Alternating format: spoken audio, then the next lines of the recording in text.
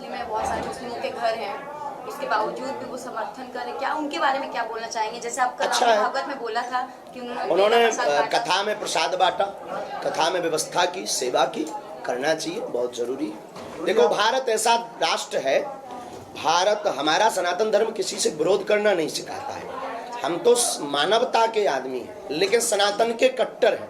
सीधी सी बात फिर कहेंगे, कायदे में रहोगे तो फायदे में रहोगे। महाराज जी, एक प्रश्न ये है कि समाज में आप आजकल देख रहे हैं आधुनिकता के नाम पर जो बच्चे हैं, युवा हैं, तो कहीं ना कहीं जो उनके वस्त्र जो है वो बदल चुके हैं, पहना बदल चुका है।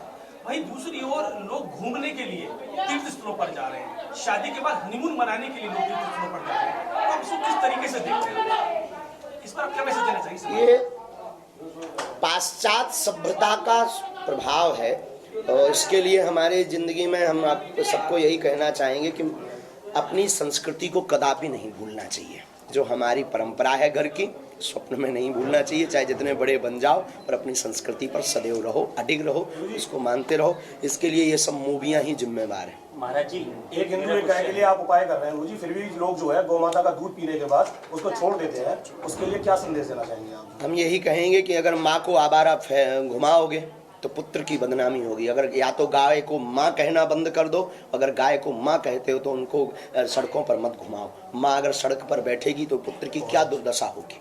मुझे सनातन धर्म की रक्षा और हिंदुओं की एकता के लिए बारे में आप बार बार कहते हैं, बिल्कुल। उसके बावजूद ही लोग जो है अपने इस धर्म से जो है विचल रहे हैं, हट रहे हैं, उनके लिए क्या समझ? उनके लिए ये इसमें बहुत बड़ा षड्यंत्र है। हिंदू सनातनी बेचारा भोला आदमी है ना, ये लोग समझते नहीं, बहुत भोले, बातों में आ जाते हैं। अब नए नए दरबार चालू हो गए दूसरे धर्म वालों के, वो ऐसा फू करते हैं, आदमी हो जाता है। हम उन्हें क्या बतावे, आप सुनकर आश्चर्यचकित होंगे। हम एक बार अपने गुरुजी से, जो हमारे गुरुजी हैं, बात नहीं करते, सामने नहीं बैठे, सन्यासी बाबा, पर अंतर्मन में हमारी बात होती है।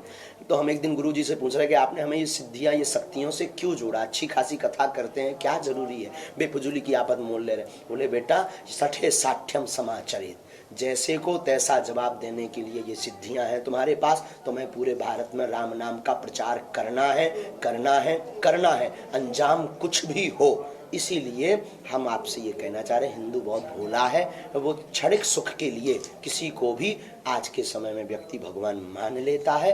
भगवान एक ही है, वो भगवान राम और हनुमान जी।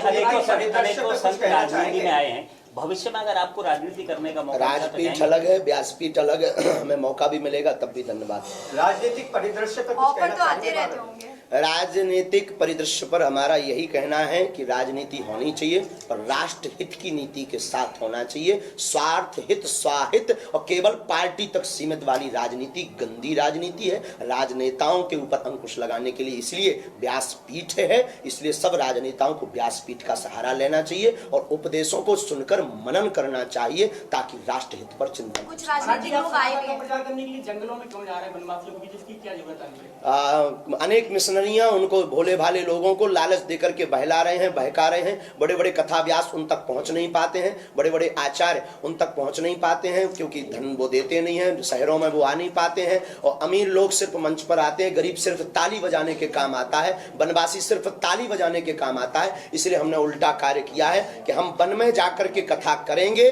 और अमीरों की जगह उन बनवासियों को मंच पर चढ़ाएंगे और अमीरी मंत्रियों को नीचे बैठा करके ताली बजवाएंगे, ताकि समानता का भाव प्रकट हो सके और मिशनरियों पर अटैक हो सके। तब तो ये हमारे खिलाफ षड्यंत्र होने लगे हैं, क्योंकि उन्हें डर लगने लगा ये आदमी उल्टा है। आप कई बार हिंदुत्व को लेकर गुरु जाते हैं, इसको लेकर आप कई लोगों के निशाने पर भी हैं, इसको लेकर क्या कहते हैं? निशाने पर होने से हमें कोई फर्क नहीं पड़ता है। बहुत अपनी जिंदगी विवाक रहते हैं, हमें उससे कोई फर्क नहीं पड़ता किसी के भी निशाने पर।